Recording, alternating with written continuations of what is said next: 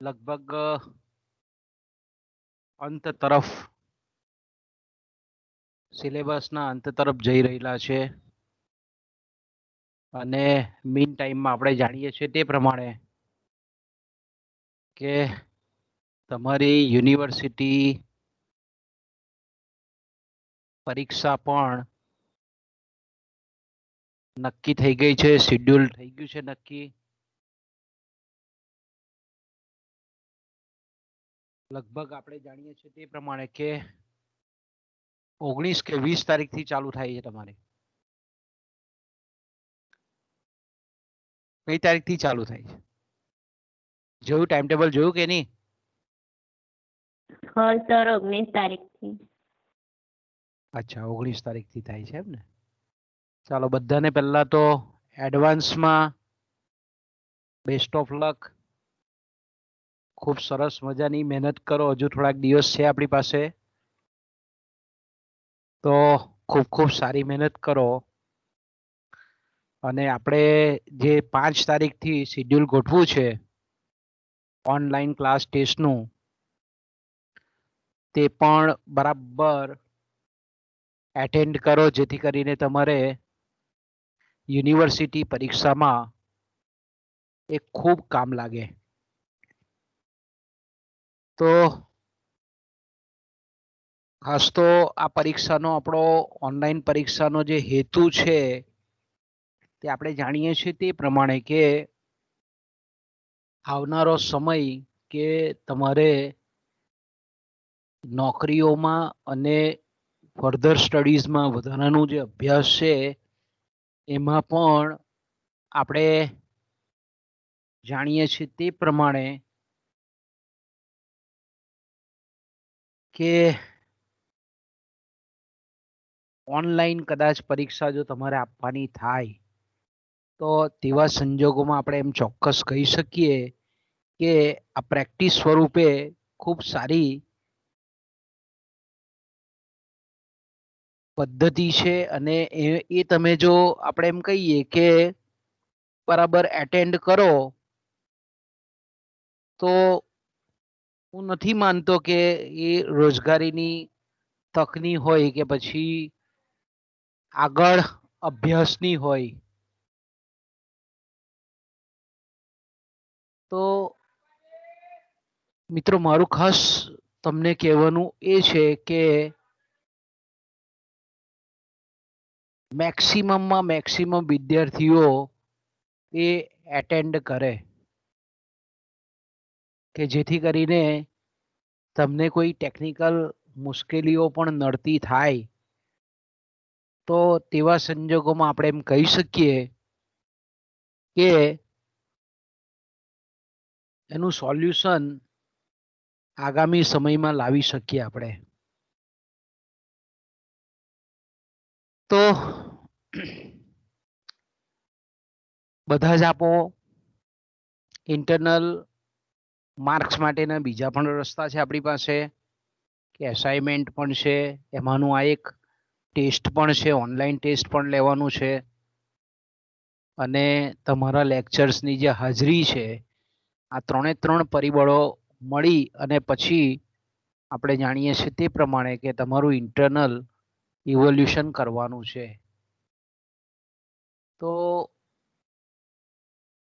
મિત્રો, ખાસ આપજો એવી મારી નમ્ર વિનંતી છે.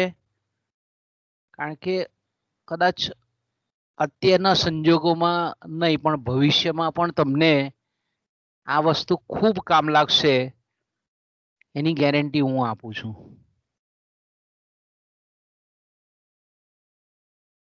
તો બધાને આપણી ક્લાસ ટેસ્ટ અને યુનિવર્સિટી પરીક્ષામાં સારામાં સારા માર્કે મહેનત કરીને ઉત્તીર્ણ થાવ, પાસ થાવ એવી શુભકામના, શુભેચ્છા. Thank you sir. મોટા ભાગના આપણે બંને પેપરોમાં બધા જ પ્રશ્નોની ચર્ચા આપણે લગભગ ખૂબ ડિટેલમાં કરેલી છે.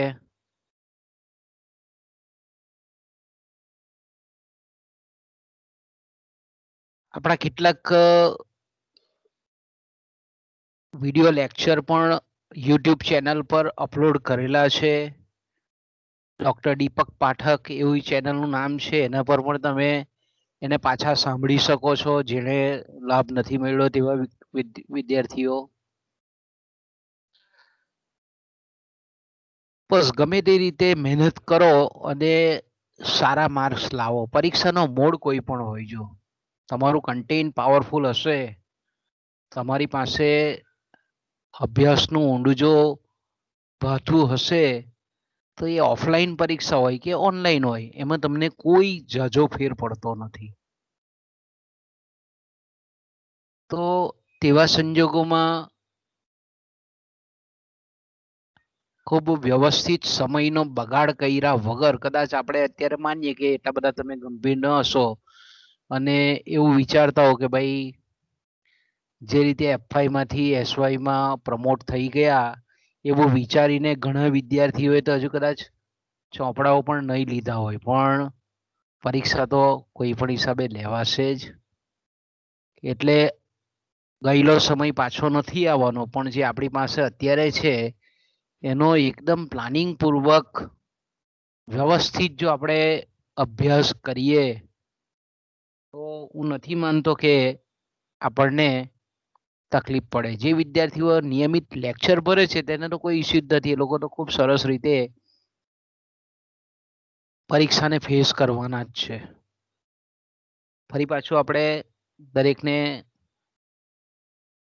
એડવાન્સમાં શુભકામનાઓ પરીક્ષાની. અને 5મી થી ઓનલાઈન જે આપણી ક્લાસ ટેસ્ટ થાય છે તે પણ ખૂબ સારી રીતે તમે બધા એટેન્ડ કરો.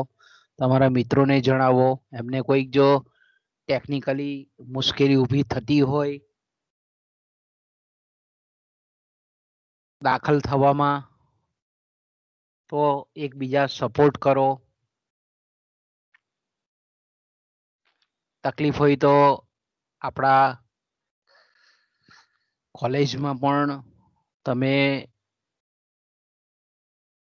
આપેલા નંબર ઉપર તમે મેસેજ મોકલી શકો છો અને તમારા પ્રોબ્લેમનું સોલ્યુશન કરી શકો છો. કોલેજ તરફથી ખૂબ સારો આપણને સહકાર મળે છે. તો આપણે આજે આપણું જે પેપર અર્થશાસ્ત્ર પેપર 7A અને એનો છેલ્લો ટોપિક જે છે કાર્લ માર્ક્સ, એના વિશે આપણે ચર્ચા કરીશું. તો આપણે જાણીએ છીએ તે પ્રમાણે કે અત્યાર સુધીમાં આર્થિક વિવિધ વિચારધારાઓ આપણે જોઈ ગયા. તમને પરીક્ષામાં ઘણી વખત એવો પ્રશ્ન પણ પૂછે છે કે ભાઈ અલગ અલગ જે આર્થિક વિચારધારાઓ છે તેને સમય પ્રમાણે ગોઠવો. અલગ અલગ જે આર્થિક વિચારધારાઓ છે તેને કાલાનુક્રમ અથવા સમય અનુસાર ગોઠવો. તો તમારે તરત જ મગજમાં સ્ટ્રાઇક થવી જોઈએ કે આર્થિક વિચારધારાઓ આપણે જે જોઈ ગયા, સૌથી પહેલી જે આર્થિક વિચારધારા છે તેને આપણે પ્રાચીન આર્થિક વિચારધારા કહીએ છીએ. પ્રાચીન આર્થિક વિચારધારામાં આપણે જોઈ ગયા તે પ્રમાણે કે ગ્રીક આર્થિક વિચારધારા, રોમન આર્થિક વિચારધારા, પ્રાચીન સમયની પ્રાચીન ગ્રીક આર્થિક વિચારધારા, પ્રાચીન રોમન આર્થિક વિચારધારા, પ્રાચીન હિન્દુ આર્થિક વિચારધારા, પછી આપણે જોઈ ગયા મધ્યકાલીન યુગની આર્થિક વિચારધારા, પછી વ્યાપારવાદી વિચારધારા કે જેને આપણે વાણિજ્યવાદી વિચારધારા પણ કહીએ છીએ. ઇંગ્લિશમાં એને આપણે મર્કન્ટાલિઝમ કહીએ છીએ. ત્યાર પછી પ્રકૃતિવાદી વિચારધારા કે જેને આપણે નિસર્ગવાદી વિચારધારા પણ કહીએ છીએ, જેને આપણે નિસર્ગપંથી વિચારધારા પણ કહીએ છીએ, જેને આપણે ફિઝિયોક્રેસી એવું નામ પણ આપીએ છીએ. ત્યાર પછી આપણે જે અભ્યાસ કરી ગયા એ પ્રશિષ્ટ આર્થિક વિચારધારા. ત્યાર પછી નવ પ્રશિષ્ટ આર્થિક વિચારધારા કે જેને આપણે સીમાંતવાદી વિચારધારા કહીએ છીએ. તમારા સેમ 4 માં આવશે. પણ જ્યારે આપણે આર્થિક વિચારધારાઓને ક્રમમાં જ્યારે ગોઠવવાની હોય ત્યારે પ્રશિષ્ટ આર્થિક વિચારધારા પછી સીમાંતવાદી વિચારધારા, એને નવપ્રશિષ્ટ આર્થિક વિચારધારા પણ કહેવામાં આવે છે. અને પછી આધુનિક વિચારધારા, અને એ આધુનિક વિચારધારા અને ખાસ કરીને આપણે એમ કહીએ કે સીમાંતવાદી વિચારધારા, આની વચ્ચેના સમયમાં સમાજવાદી વિચારધારા પણ પ્રવર્તતી હતી. સમાજવાદી વિચારધારા જે છે એમાં ખાસ કરીને જે વિચારકો છે એમાં Sismondi, Owen, Saint Simon, Louis Blanc, Karl Marx, Roberts, લેસાઈ, ફારિયર, આવા બધા જે વિચારકો છે એમણે આપેલી સમાજવાદી વિચારધારા. અને એ સમાજવાદી વિચારધારામાંથી આપણે જેને દીવાદાંડી સમાન કહી શકીએ એવી જે વિચારધારા હતી એ છે માર્ક્સવાદી વિચારધારા. એક જ વ્યક્તિના આપણે એમ કહીએ કે એટલા બધા બૃહદ અને ઊંડા વિચારો, તો એક જ વ્યક્તિના વિચાર પરથી આપણે એને માર્ક્સવાદી વિચારધારા કહીએ છીએ. એને કાર્લ માર્ક્સના વિચારો તરીકે પણ ઓળખીએ છીએ.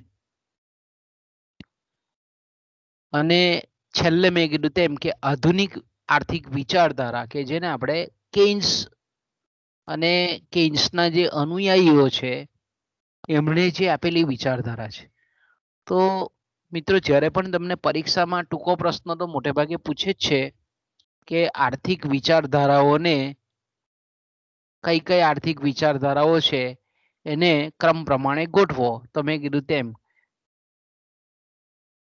પ્રાચીનમાં 3, ગ્રીક, રોમન, હિન્દુ.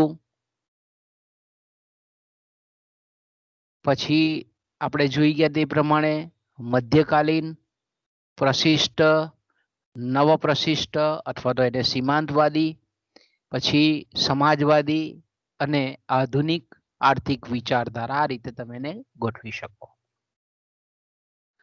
હવે આપણે આપણા આજના ટોપિક પર આવીએ ચર્ચાના. એ આપણે જાણીએ છીએ તે પ્રમાણે સમાજવાદી વિચારક એવા કાર્લ માર્ક્સ. તો આપણે જાણીએ છીએ તે પ્રમાણે કે કાર્લ માર્ક્સ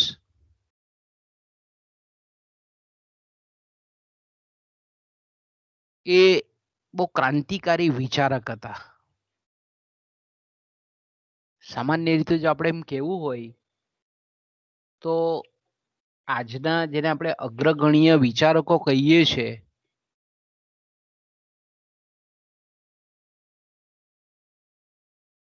એમાંના જેને આપણે એમ કહીએ ને કે એક પ્રખર વિચારક કે જેની વિચારસરણી પર આધારિત ઘણા બધા દેશોએ પોતાની આર્થિક વ્યવસ્થા, આર્થિક રચનાને આકાર આપેલો છે.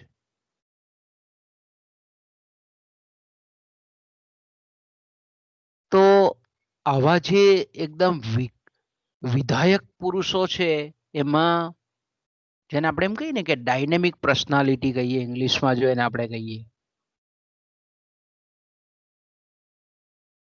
જેને આપણે એડમ સ્મિથ છે, કેઇન્સ છે, એની પરિપાટીમાં મૂકી શકીએ, એના લેવલના વિચારક તરીકે કાર્લ માર્ક્સને આપણે અવગણી શકીએ એમ નથી, કારણ કે કાર્લ માર્ક્સની વિચારધારા પરથી જ આપણે એમ કહીએ કે પહેલા જે સોવિયત સંઘ હતો,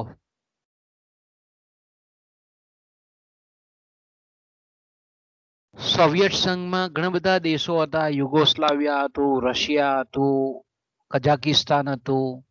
આવા ઘણા બધા દેશો હતા કે જેણે માર્ક્સવાદી વિચારધારાને પોતાની આર્થિક રચનામાં, આર્થિક પદ્ધતિમાં એને સમાવેલી હતી. એ જ રીતે ચીન છે, યુરોપના કેટલાક દેશો છે, ક્યુબા છે, આવા રાષ્ટ્રોએ માર્ક્સવાદી વિચારધારાને સ્વીકારી અને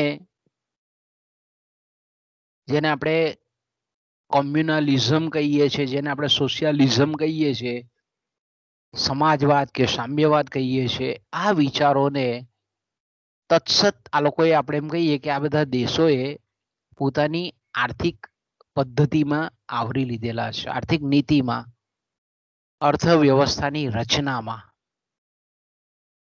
અર્થતંત્રની કે દેશની જે મુખ્ય સંસ્થાઓ છે તેમાં આ બધા જે વિચારો છે તેને એ લોકોએ સ્વીકારી લીધેલા છે. તો આપણે એમ કહી શકીએ કે કાર્લ માર્ક્સના જે વિચારો છે તે ખરેખર આપણે ઊંચી કોટીના વિચારો છે, આપણે એમ કહીએ તો. કારણ કે યુરોપમાં તત્કાલીન સમયમાં જે મૂડીવાદી વિચારધારા હતી એના વિરુદ્ધ દિશામાં જઈને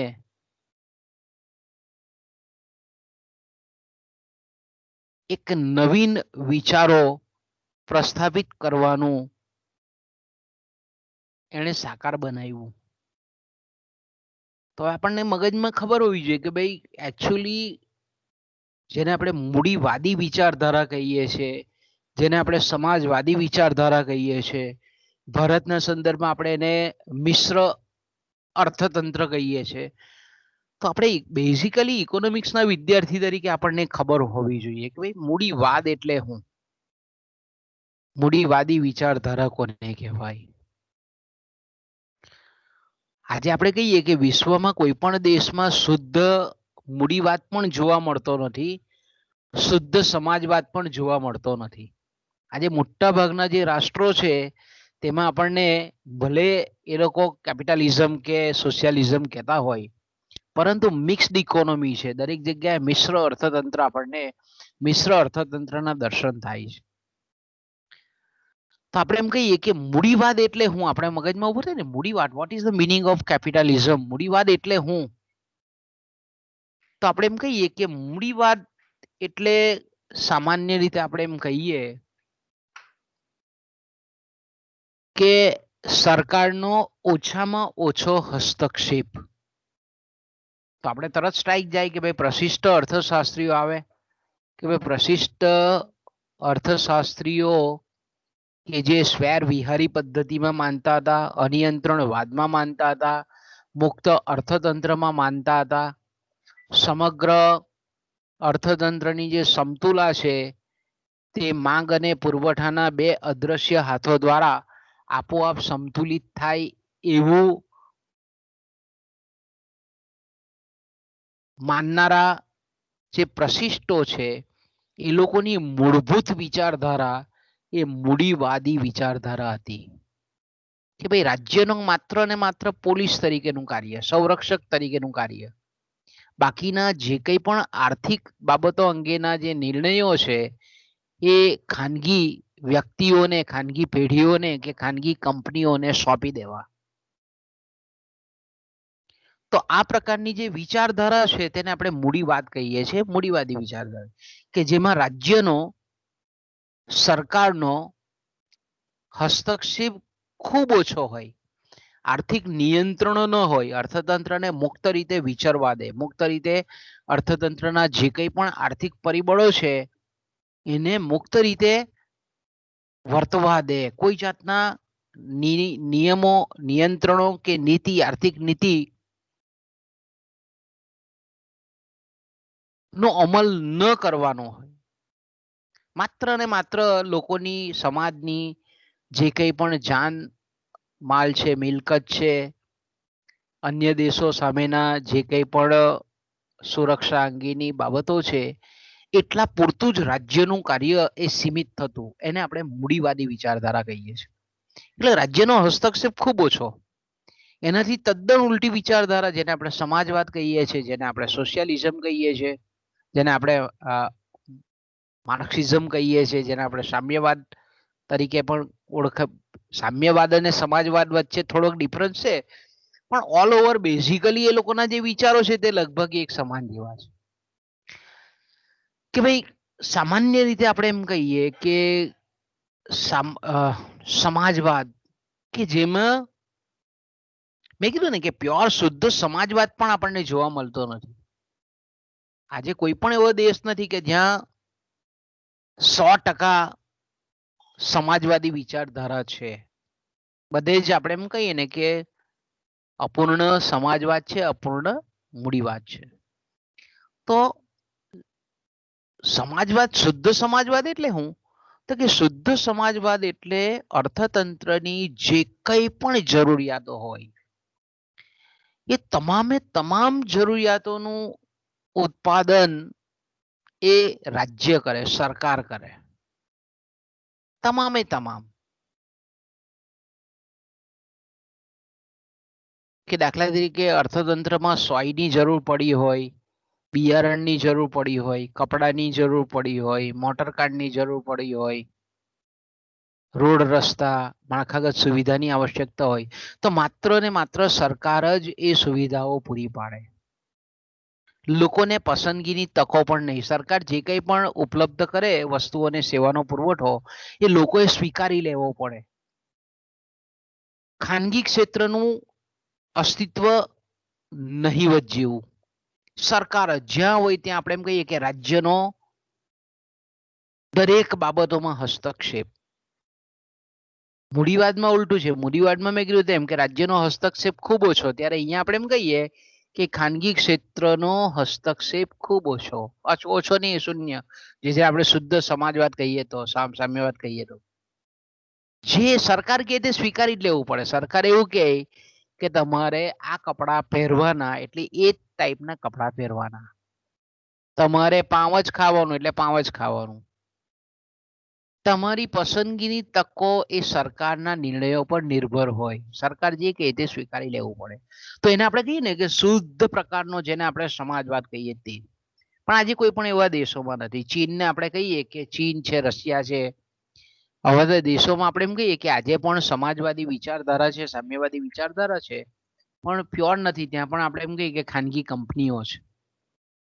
સરકારનો હસ્તક્ષેપ ઘણો બધો છે એવા અર્થતંત્રોમાં, પણ છતાં પણ આપણે એમ કહીએ કે ખાનગી ક્ષેત્રનું પણ સહઅસ્તિત્વ ત્યાં આપણને જોવા મળે છે. ત્રીજી જે છે તેને આપણે મિશ્ર અર્થતંત્ર કહીએ છીએ. ભારત જેવો દેશ, કે ભાઈ એક બાજુ ખાનગી ક્ષેત્રનું પણ અસ્તિત્વ હોય અને રાજ્યનું પણ અસ્તિત્વ હોય. આપણે ભારતમાં જોઈએ છે કે અમુક વસ્તુઓનું ઉત્પાદન એ ખાનગી ક્ષેત્ર કરે છે, અમુક વસ્તુઓનું અને સેવાઓનું ઉત્પાદન એ સરકારનો ઇજારો છે. કે ભાઈ ચલણી નોટો છાપવી છે તો રિઝર્વ બેંક ઓફ ઇન્ડિયા જ છાપી શકે, બીજું કોઈ છાપી શકે નહીં. શસ્ત્ર સરંજામ છે એનું ઉત્પાદન માત્ર ને માત્ર સરકાર કરી શકે. અવકાશમાં આપણે એમ કહીએ કે ઉપગ્રહ છોડવાનું કામ સરકારના હસ્તકમાં છે. પછી આપણે જાણીએ છીએ તે પ્રમાણે કે જમીનમાંથી પેટ્રોલ, ખનીજ તેલ કાઢવાનું કામ પણ રાજ્ય સરકાર, કેન્દ્ર સરકારની કંપનીઓ કરે છે. આવા ઘણા એવા ક્ષેત્રો છે કે જેમાં રેલવે છે, તો કે રેલવે બી મોટા ભાગે આપણે એમ કહીએ કે સરકારના નેજા હેઠળ રેલ સેવા પૂરી પડાય છે. તો ભારતમાં આપણે એમ કહીએ કે બંને ખાનગી ક્ષેત્ર પણ ઘણી બધી વસ્તુઓ અને સેવાઓનું ઉત્પાદન કરે છે. દાખલા તરીકે મોટર કાર છે, ટ્રક છે, ઘઉં છે, ચોખા છે, કે મતલબ શાકભાજી છે, ખાદ્યાન્ન છે, કપડા છે, બધા પ્રાઇવેટ સેક્ટરમાં આપણને જોવા મળે. ત્યારે આપણે એમ કહીએ કે સમાજવાદમાં ખેતી પણ સરકાર કરે. ખેતી પણ સરકાર કરે. અહીંયા આપણે ભારતમાં એવું નથી. આપણે જાણીએ છીએ કે મિશ્ર અર્થતંત્ર છે. ખેડૂતો પોતાની રીતે મન ફાવે તે પાક ઉગાડી શકે. વપરાશકર્તા છે તે પોતાની રીતે જે ચીજ વસ્તુઓ અને સેવાઓની આવશ્યકતા હોય તે પ્રમાણે એ પોતાના ઉત્પાદનના સાધનોને ફાળવી શકે છે. તો આ આપણે એમ કહીએ કે આ બેઝિકલી તમે આ જ્યાં સુધી મૂડીવાદ, સમાજવાદ અને મિશ્ર અર્થતંત્રનો ખ્યાલ તમારા મગજમાંથી જ્યાં સુધી ક્લિયર કટ ન થાય ત્યાં સુધી તમે સમાજવાદ, તમે શબ્દ ગોખાઈએ તમને કે ભાઈ સમાજવાદી વિચારક માર્ક્સ, પણ હું સમાજવાદી વિચારક, હું એના વિચારો, જ્યાં સુધી આપણને બેઝિકલી આ પાયાના શબ્દોનું અર્થઘટન ખબર ન હોય ત્યાં સુધી આપણે એના જે વિચારો છે તેને બરાબર સમજી નહીં શકીએ. ઓકે, આપણે પાછા ટ્રેક પર આવીએ. તો મેં કીધું તેમ કે કાર્લ માર્ક્સ કે આપણે જોયું તે પ્રમાણે કે આગળની જે વિચારધારાઓ આપણે જોઈ ગયા કે ભાઈ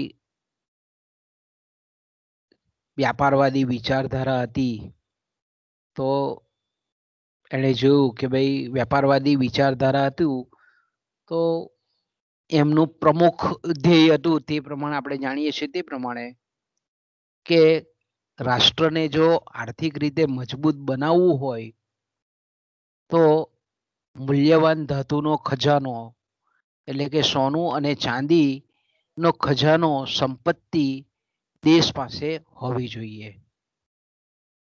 એ સંપત્તિ બે રીતે મળે. પોતાના દેશમાં ખાણ હોય એની સોના ચાંદીની તો એ શક્ય બને, ક્યાં તો એ લોકોનું જે માનવું હતું કે વિદેશ વ્યાપાર, આંતરરાષ્ટ્રીય વેપારમાં અનુકૂળ વેપારની તુલા એટલે કે વેપાર તુલામાં અધિશેષ લાવી અને મૂલ્યવાન ધાતુઓ અન્ય દેશોમાંથી પોતાના દેશમાં લાવી શકાય. એટલે આપણે એમ કહીએ કે સંપત્તિ કઈ રીતે નિર્માણ કરી શકાય એનો ખ્યાલ આપણને વ્યાપારવાદે આપેલો હતો. સંપત્તિ કઈ રીતે અર્થતંત્રમાં ફરે છે, સંપત્તિનું અભિસરણ કે પરિચલન કેવી રીતે થાય એ આપણને પ્રકૃતિવાદે સમજાવ્યું, નિસર્ગવાદે. ફ્રાન્સના જે કેટલાક વિચારકો હતા, કેવેને છે, રોબર્ટ જેક તુર્ગો છે, આ બધા વિચારોએ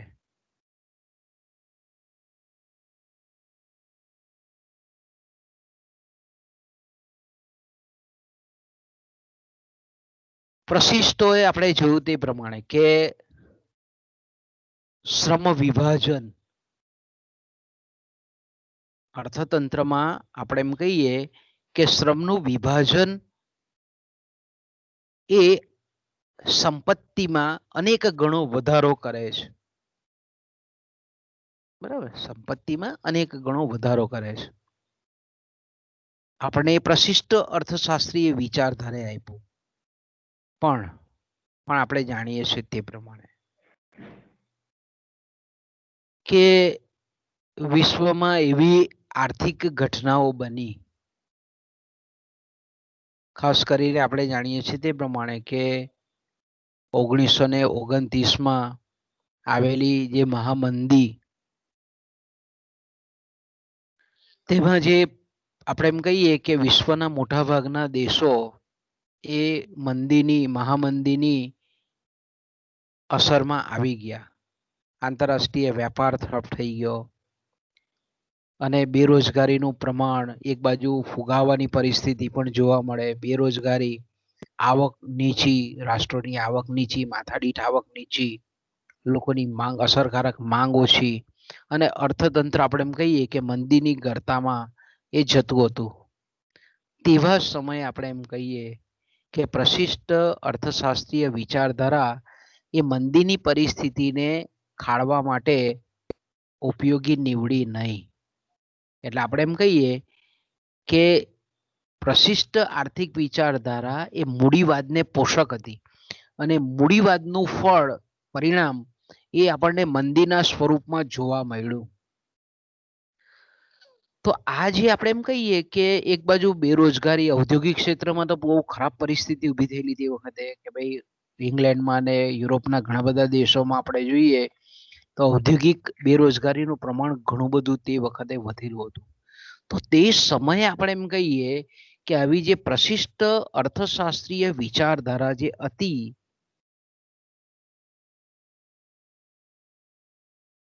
અને એ પ્રશિષ્ટ અર્થશાસ્ત્રીય વિચારધારા, કારણ કે સંપત્તિનો કારક જો કોઈ ઉત્પાદનનું સાધન હોય તે શ્રમ હતો એવું પ્રશિષ્ટો કહેતા હતા. આપણે એમ કહીએ ને પ્રકૃતિવાદ પછી પ્રશિષ્ટ અર્થશાસ્ત્રી વિચારધારા એવું કહે છે કે ભાઈ ઉત્પાદનનું સાધન એ શ્રમ છે, શ્રમનું ખૂબ મહત્વ છે. એ આપણને એડમ સ્મિથ આપણને કહે છે. તો શ્રમનું આપણે એમ કહીએ કે શ્રમ એ સંપત્તિનું એક મહત્વનું કારક પરિબળ છે, એક જવાબદાર પરિબળ છે. તો શ્રમ આપણે એમ કહીએ કે શ્રમને લીધે સંપત્તિમાં વધારો થાય છે, શ્રમને લીધે અર્થતંત્રની મૂડીમાં વધારો થાય છે, મૂડી સંચયમાં વધારો થાય છે. તો એની પાછળનું જવાબદાર પરિબળ કયું? તો કે ભાઈ શ્રમ. તો આપણે એમ કહીએ કે આ જે શ્રમ છે તે સંપત્તિનો સર્જક છે, મૂડીનો સર્જનકાર છે, મૂડીનો સંચય કરનાર પરિબળ છે. છતાં પણ આપણે એમ કહીએ કે ઉત્પાદનની પ્રક્રિયામાં જે આવા જે ઉત્પાદનના સાધનોના માલિકો છે જેને આપણે મૂડીપતિઓ કહીએ છીએ, એ મૂડીપતિઓ જે મૂડીનો સંચય કરે છે, મૂડીનું કેપિટલનું એક્યુમ્યુલેશન કરે છે, એની પાછળ જો કોઈ ફેક્ટર હોય તો એ શ્રમના ભોગને લીધે થાય છે. શ્રમનું જે શોષણ થાય છે એને લીધે આપણે એમ કહીએ કે મૂડીપતિઓ વધારે મૂડીનું સર્જન કરે છે, જેને આપણે મૂડીપતિઓનો નફો કહીએ છીએ.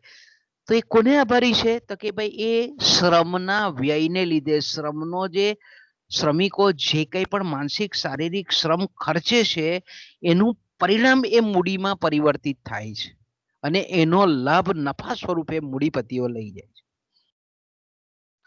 તો પ્રશિષ્ટ અર્થશાસ્ત્રીઓ એવા હતા કે જે મૂડીવાદીઓના ફેવર કરનારા હતા, તરફેણ કરનારા. તો કાર્લ માર્ક્સ આપણે કહીએ તો આ જે મૂડીપતિઓ છે કે જે વધારે ને વધારે આપણે એમ કહીએ કે સમૃદ્ધ કે સંપત્તિવાન થાય છે, તો એની પાછળ જો આપણે એમ કહીએ કે શ્રમનું શોષણ જવાબદાર છે.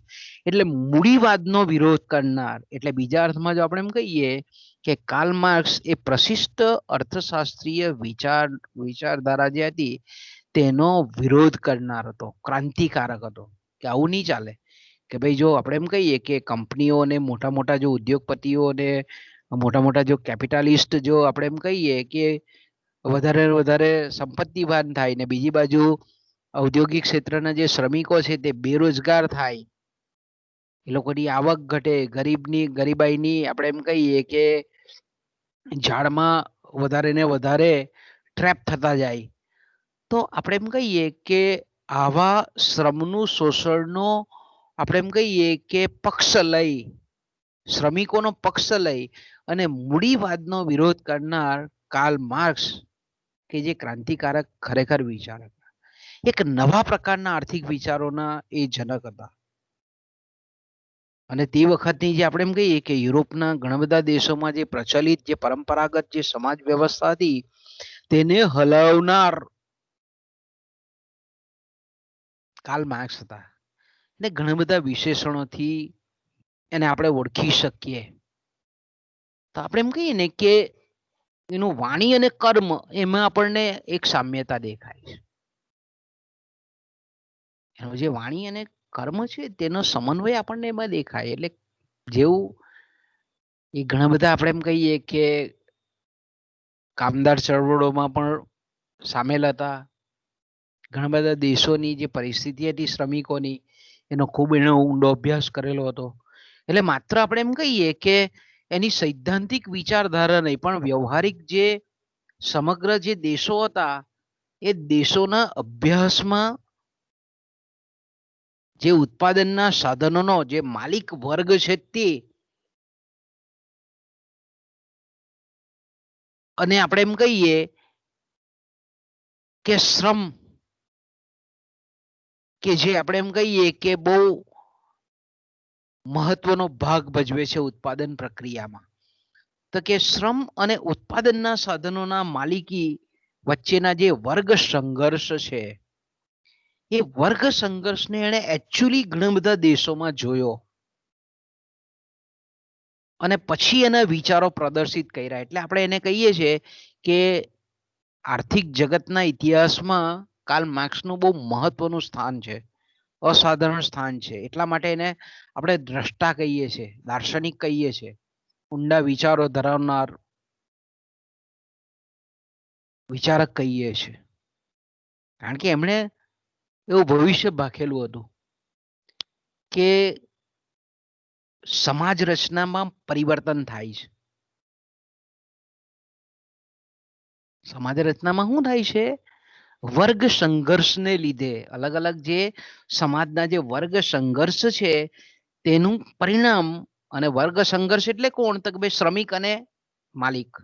આનો જે વર્ગ સંઘર્ષ છે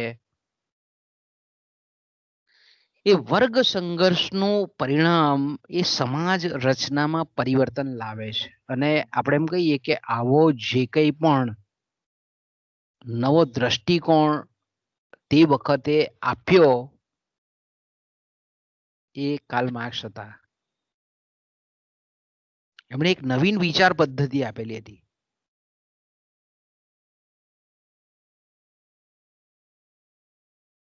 એને જે તત્કાલીન સમયની જે પરિસ્થિતિ હતી યુરોપના દેશોની, એ યુરોપના દેશોની પરિસ્થિતિના વિરોધમાં એના વિચારોની પ્રગતિ થઈ. એટલે આપણે એમ કહીએ કે યુરોપના દેશોમાં તત્કાલીન સમાજો છે તે બધા આપણે એમ કહીએ કે મૂડીવાદથી જે ઔદ્યોગિક પ્રશ્નો હતા, ગરીબીના પ્રશ્નો હતા, વસ્તી વધારાના પ્રશ્નો હતા, જાહેર સ્વાસ્થ્યના પ્રશ્નો હતા, એનાથી તે વખતે આપણે એમ કહીએ કે સમાજ રચનામાં બદલાવની આવશ્યકતા હતી. અને તે જ સમયમાં મેં કીધું તેમ કે કાર્લ માર્ક્સ 1818 થી 1883 એટલે તમે વિચાર કરો કે 19મી સદીના બીજા દાયકાથી માંડીને 19મી સદીનો લગભગ અંતિમ દાયકા સુધી કાર્લ માર્ક્સના સમયગાળામાં જે વિચારો ઉપસ્થિત થયા તે ઘણા બધા નીતિ નિર્ધારકો માટે આપણે એમ કહીએ કે વિચાર સ્ફૂર્તા હતા.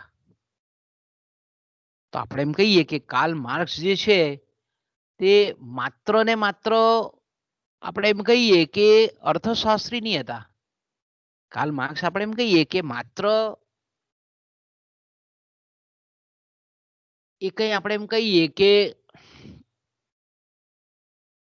અર્થશાસ્ત્રી નહોતા, એક સમાજશાસ્ત્રી પણ હતા. સમાજની ઉત્ક્રાંતિ જે થાય છે, સમાજમાં જે રિવોલ્યુશન થાય છે, એ રિવોલ્યુશન આપણે એમ કહીએ કે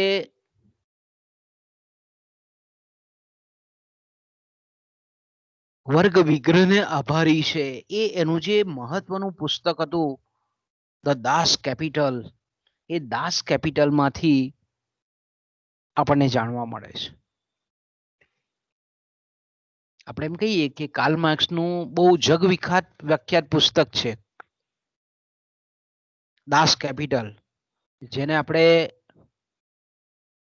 સમાજવાદી જે વિચારકો છે, વિચારધારા છે, એની એને બાઇબલ કહેવામાં આવે છે. એની ગીતા તરીકે પણ આપણે ઓળખાવી શકીએ. એટલું એમણે સરસ મજાનું પુસ્તક લખેલું હતું કાર્લ માર્ક્સ. એના 4 વોલ્યુમ હતા. આપણી લાઇબ્રેરીમાં પણ એના 4 વોલ્યુમ આઈ થિંક છે. તો આપણે એમ કહીએ કે એક તદ્દન જેને આપણે એમ કહીએ ને કે તે સમયની જે વિચારધારાઓ હતી તેનાથી એક અલાયદી વિચારધારાઓ એને આપેલી છે. એમનું બીજું પુસ્તક પણ હતું the poverty of philosophy, a criticism of પ્રધાન નામના જે વિચારક હતા, એ પ્રધાનના જે વિચારક હતા એની જે વિચારધારા હતી એની સમીક્ષાનું પુસ્તક એણે બહાર પાડેલું. દાસ કેપિટલ, જેનું બહુ મહત્વનું પુસ્તક હતું. પહેલો વોલ્યુમ, એનો પહેલો જે આપણે એમ કહીએ કે પહેલું જે ભાગ પડેલો એ 1867માં. એનું જે બીજો વોલ્યુમ હતો તે 1885માં, ત્રીજો વોલ્યુમ 1894માં અને ચોથો જે વોલ્યુમ હતો તે લગભગ એનો ચોક્કસ સમયગાળો નથી પણ 1904 થી માંડીને 1910માં એ પ્રસિદ્ધ થયેલા હતા.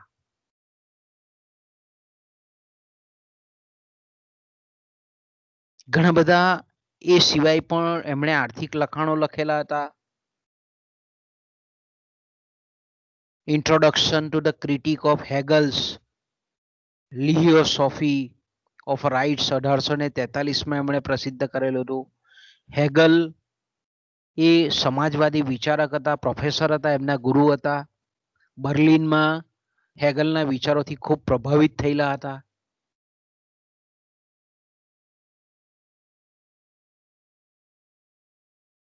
બીજા એમના આપણે એમ કહીએ કે discourse upon the question of the first exchange 1848માં એમણે પ્રસિદ્ધ કરેલું હતું.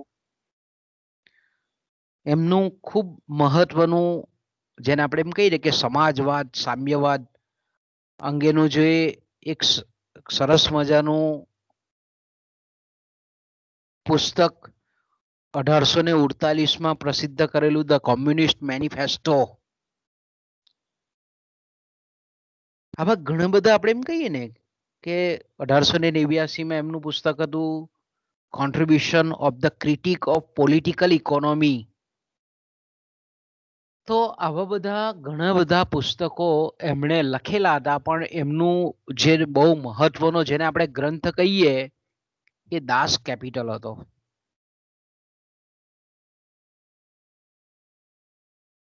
એટલે તે વખતે આપણે જાણીએ છીએ તે પ્રમાણે કે યુરોપના બધા જ દેશોમાં મૂડીવાદી વિચારધારા હતી અને એણે મૂડીવાદનું ભવિષ્ય પાકેલું હતું કે યુરોપમાં મૂડીવાદ નષ્ટ થશે અને સમાજવાદ આવશે.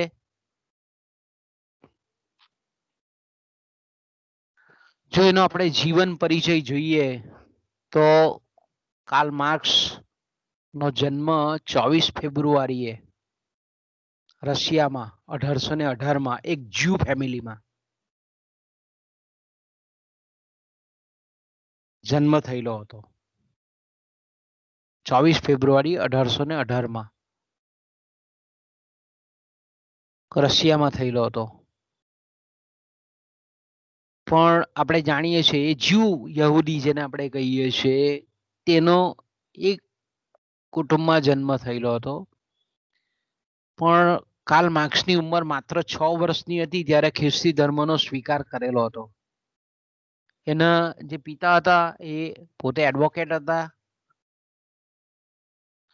કાર્લ માર્ક્સનું જે શિક્ષણ હતું એ બોન અને બર્લિનની યુનિવર્સિટીઓમાં થયેલું હતું. અને તે વખતના મેં કીધું તેમ કે સમાજવાદી જેને આપણે તત્વજ્ઞાની કહીએ, ફિલોસોફર કહીએ, આદર્શવાદી વિચારક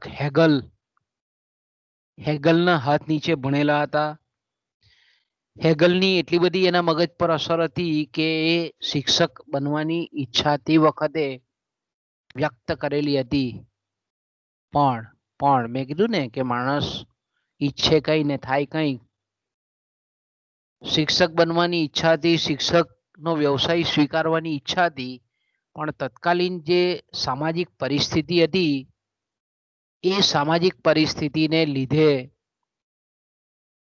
એનું ધ્યાન શ્રમિકોની જે ચળવળ હતી, હડતાલ હતી, મુવમેન્ટ હતી એના પર એનું ધ્યાન ખેંચાયું. તે વખતે આપણે એમ કહીએ કે હાઇનિસ જુટિંગ કરીને એક ન્યૂઝપેપર હતું. એ ન્યૂઝપેપરના તે વખતે સંપાદક બનેલા હતા, હાઇનીશ જુટિંગ. પણ એના તે વખતે આપણે એમ કહીએ છીએ કે વિચારો જે હતા એ જહાલ વિચારો હતા. જહાલ એટલે આપણે એમ કહીએ ને કે પરંપરાગત રીતે પ્રચલિત જે વિચારધારા ચાલતી હોય એનાથી એક ક્રાંતિકારી વિચારક હોવાને લીધે મેં કીધું તેમ કે બર્લિનમાં ભણતા હતા, બોન યુનિવર્સિટી જર્મનીની. તો તે વખતે આ જ્યારે એ સંપાદક હતા તો તે વખતે એના આવા જે ક્રાંતિકારી વિચારો હતા એને લીધે એણે જર્મની છોડવું પડેલું તે વખતે. પછી એ ફ્રાન્સમાં ગયા, ત્યાંથી જર્મનીથી, કારણ કે ત્યાં તે વખતે જર્મન જે આપણે એમ કહીએ કે શાસકો બહુ ક્રૂર હતા એટલે એણે જર્મની છોડી દેવું પડેલું અને પછી ત્યાંથી ફ્રાન્સમાં સેટલ થયા.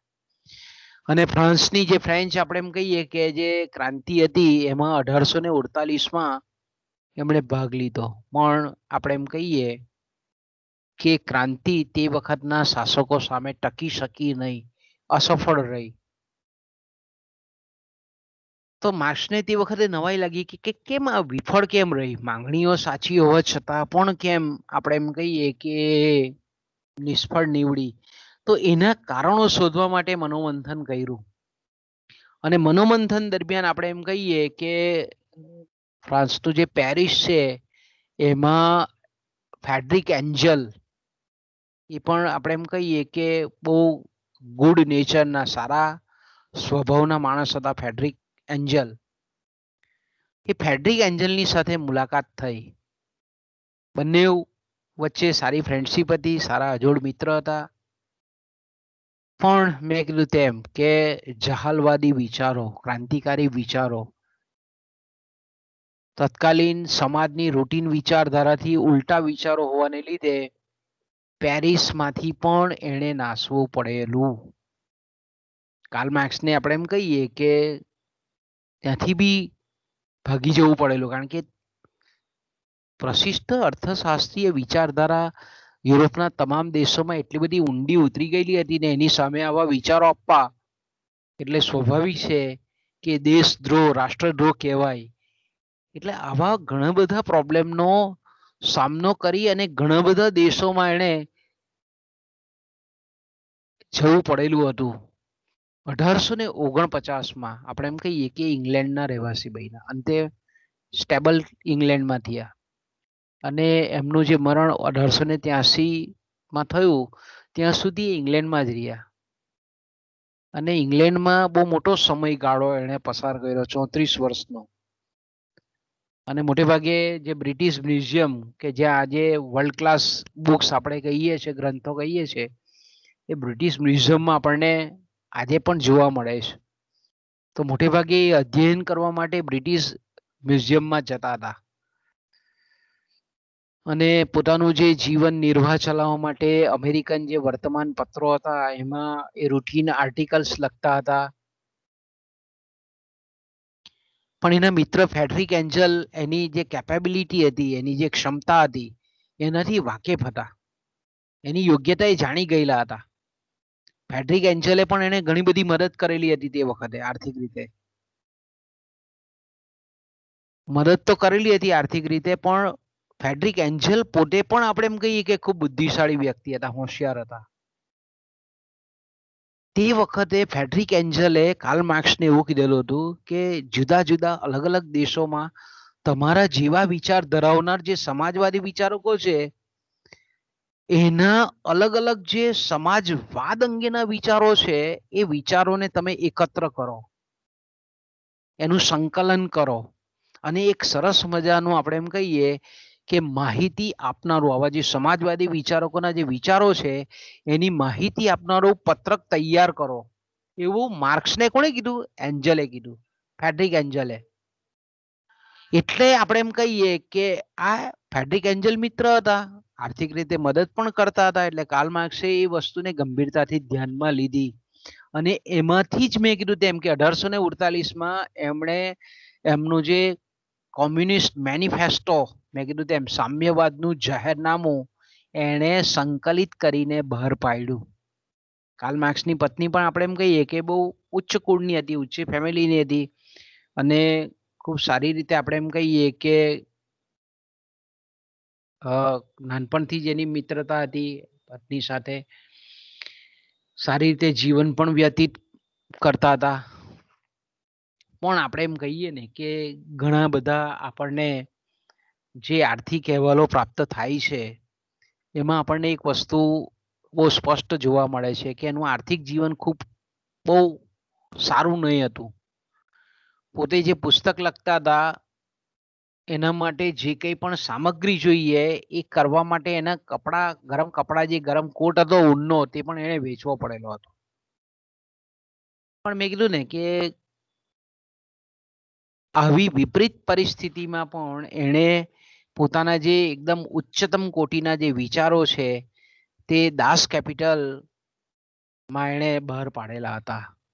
એટલે એવું કહેવાય છે કે ભાઈ 3 ગ્રંથો એના પોતાના સાનિધ્યમાં પડેલા, ચોથો ગ્રંથ એના મૃત્યુ પછી બહાર પાડેલો હતો, એન્જલે બહાર પાડેલો હતો. તો આપણે એમ કહીએ કે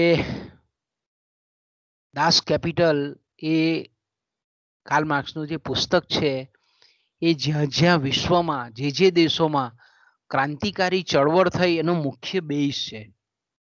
એટલા માટે જેને મેં કીધું ને આગળ પણ મેં કીધું તમને કે સામ્યવાદીઓની ગીતા કહેવામાં આવે, સામ્યવાદીઓનું બાઇબલ કહેવામાં આવે છે.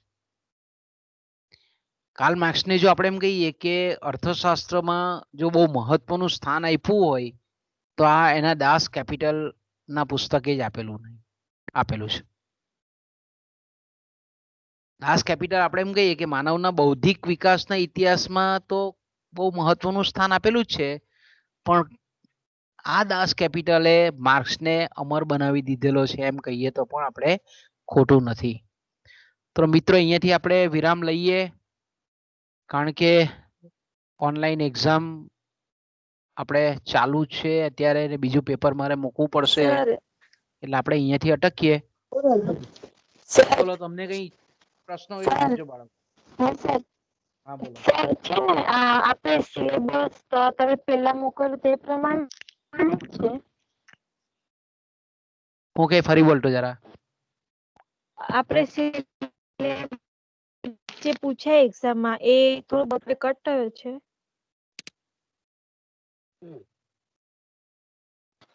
બેટા અવાજ તારો મને કટ થતો આવે છે. સર એટલે સિલેબસ નું પૂછું છું, એટલે સિલેબસ જૂનો જેવો છે કે કઈ કટ થયું છે? એ તો છે ક્યાંક આ બધી કેવી પોલિસી મેટર છે. જો સાંભળ, એ યુનિવર્સિટી જો આપણને એવો કઈ સૂચન આપે તો આપણે એ સ્વીકારવું પડે, બાકી આપણે જૂનો સિલેબસ સમજીને જ ચાલવાનું. બરાબર? હા સર. અને બધાને ઓનલાઈન ક્લાસ ટેસ્ટ માટેની શુભકામના. હું એક મોક ટેસ્ટ આપણે પહેલા પ્રેક્ટિસ માટેની મોક ટેસ્ટ પણ લઈશું. બરાબર? 5મી તારીખ પહેલા, એટલે તમને એકદમ મસ્ત મજા ખબર પડી જશે કે આમાં કશું છે નહીં.